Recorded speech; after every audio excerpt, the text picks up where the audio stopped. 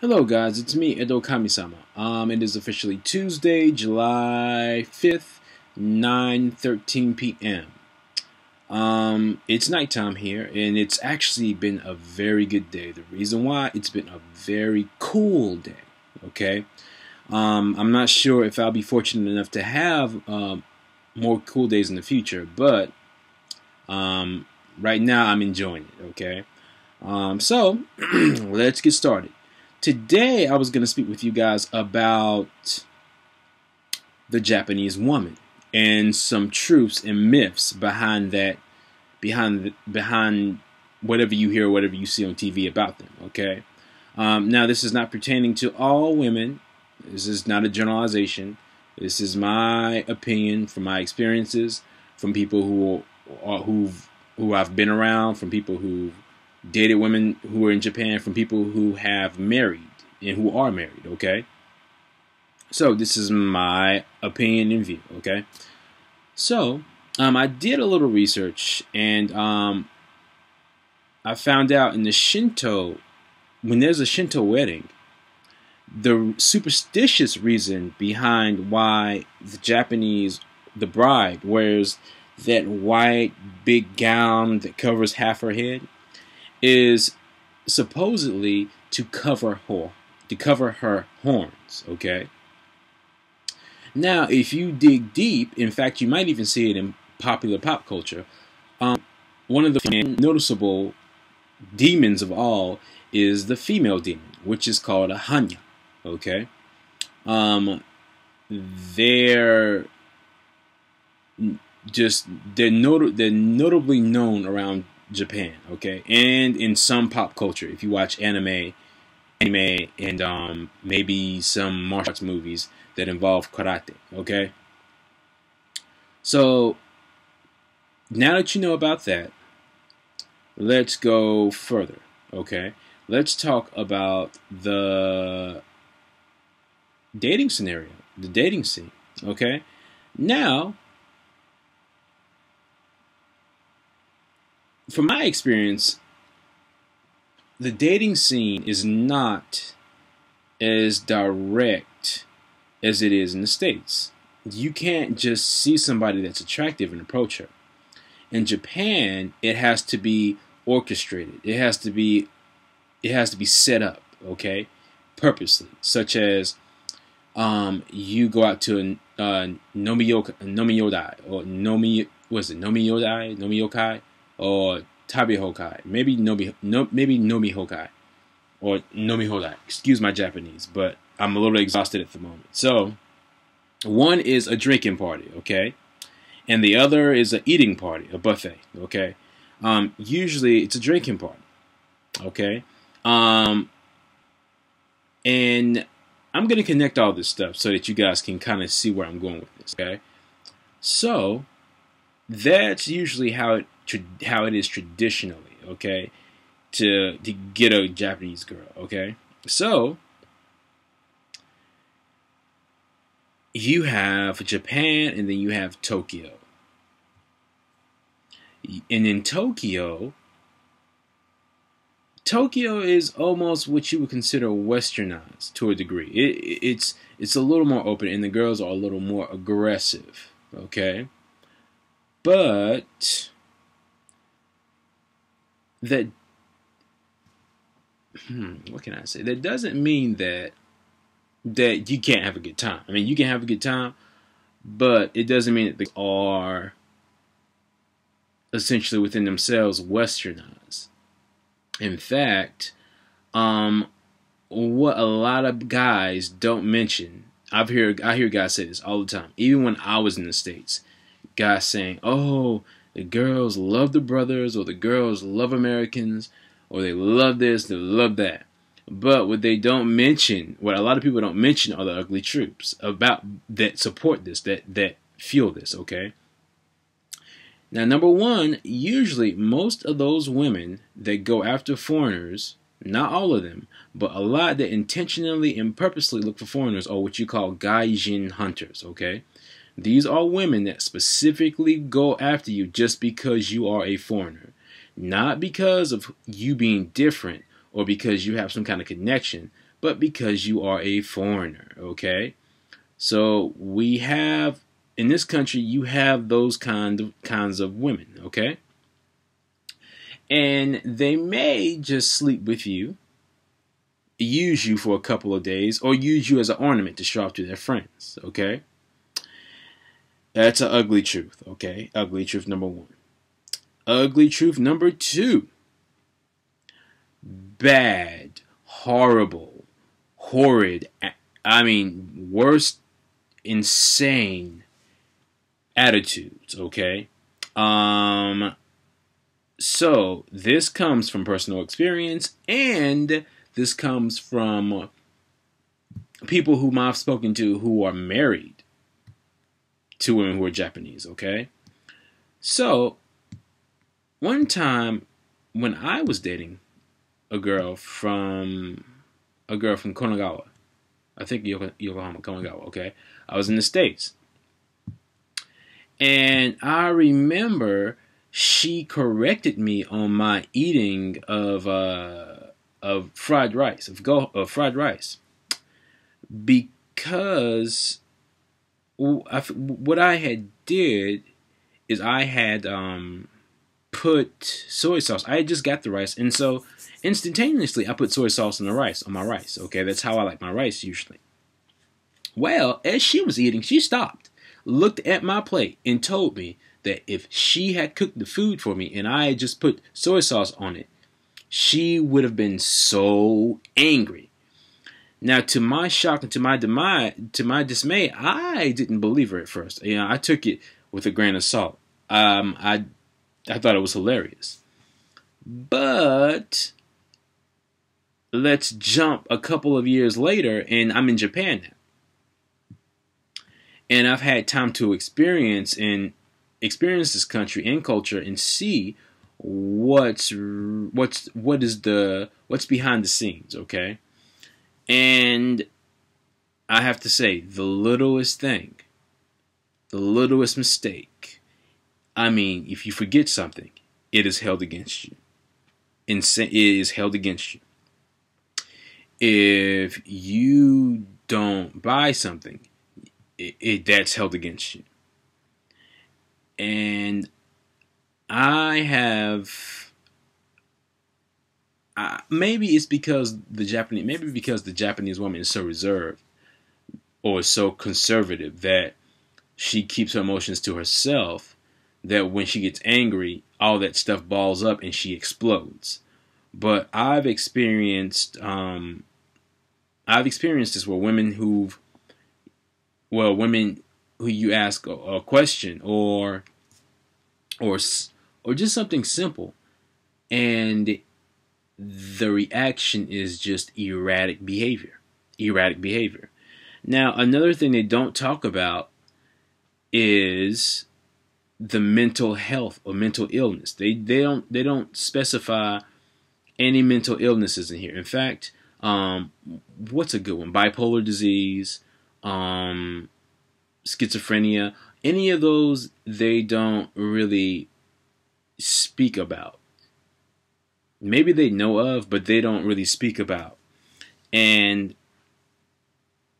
it's just something that you want to keep in mind when you come to this country, that a lot of these girls are not the naive, innocent girls that you think they are. In fact, 9 times out of 10, if you think they're naive, then they probably have you right where they want you.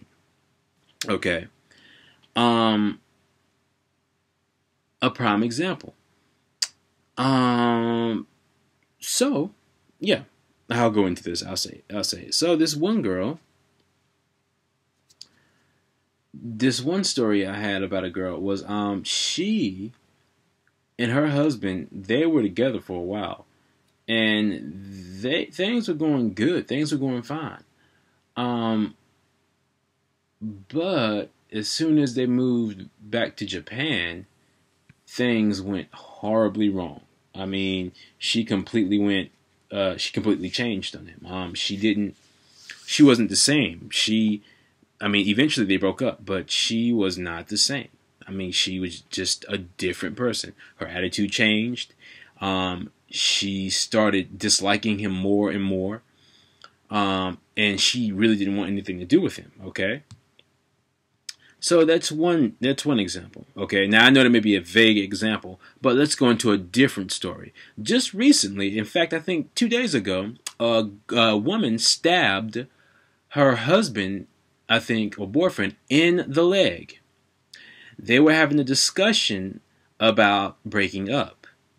And she claims that because he was quiet, she decided to stab him in the leg.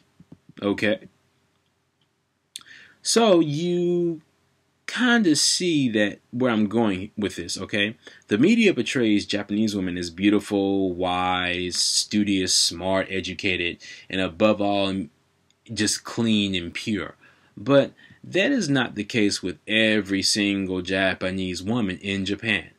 In fact, a lot of them just dress themselves up to be that way so that they can attract some fool.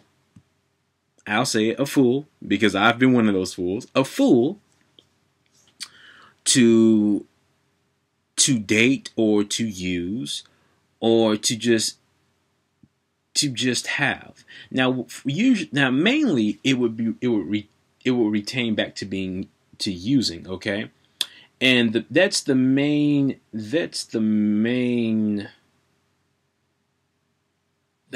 goal, to use, okay? And what I mean by use, there are numerous things that these women can use you for. They can use you as a trophy. They can use you just for sex. They can use you just for a baby. They can use you for a paycheck, okay? So I just went into 4 things that they can use you for, okay? And these are not just gaijin hunters, okay? There are some Japanese women out here whom are just really just horrible, okay? I don't want to say, I'm not gonna call them names, okay? But let's just say, if you type in a Google search, why do Japanese women have bad attitudes? What will come up will be more than likely, why do American girls have bad attitudes?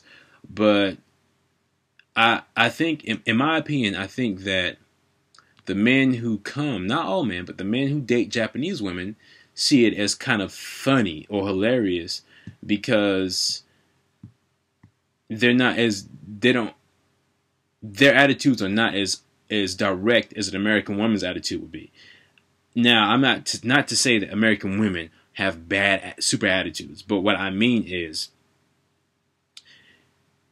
she's a short little timid, innocent girl who's very quiet, and next she's this raving lunatic who lets all her anger out and is ready to send you to the 5th dimension of hell. It kind of just it's unbelievable. And a lot of them don't show you that stuff until you guys get married, okay? They're not going to show you what kind of woman they truly are until you get married. Now, this is not all. I have to say it again because there will be somebody to say, oh, you say all Japanese women are this way. No, I'm not saying all Japanese women are this way. But there is a Japanese woman, the way of the bitch, in this culture. There is just a scene where a lot of them can be ruthless, cold, uncaring, unforgiving. Some can have hygiene issues. I mean, be nasty. They don't take showers. All of the above. There are a lot who are like that. Okay, and there's some who are so vain that even if you walk in their direction, and if they think you're looking at them, they will block you with an umbrella or look down or try to do a 360 and turn their back to you.